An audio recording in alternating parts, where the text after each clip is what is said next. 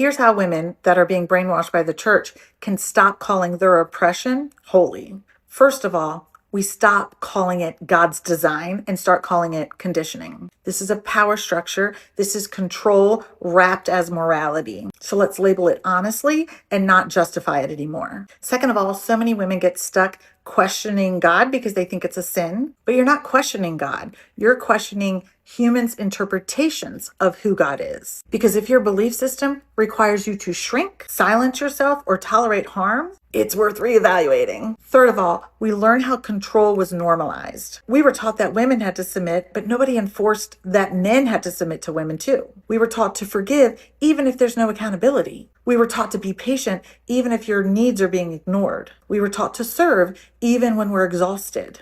And we were taught to stay even in abuse and unhealthy dynamics. And that's not spirituality. That's behavioral conditioning. Number 4, we reconnect to our bodies. Our religious conditioning taught us to override our intuition and our gut. So you have to start asking yourself, when I'm around this person, do I feel tense, anxious, small, or neglected? Do I feel like I can speak freely? Do I feel safe if I say no? Because your body will tell you the truth even before your beliefs do. Number 5, we build the skill of saying no without guilt. So if you can't say no at first, just say, I'm not comfortable with that, or that doesn't work for me, or I need time to think. Because the one thing that women needed more than anything was healthy boundaries that they actually enforced. Number 6, watch what people do when you stop complying. Because healthy people will stay regulated, they will adjust their behavior, and they will respect your boundaries. But unhealthy or controlling people, they're going to make you feel guilty, they're going to quote scripture at you, and they're going to call you selfish, rebellious,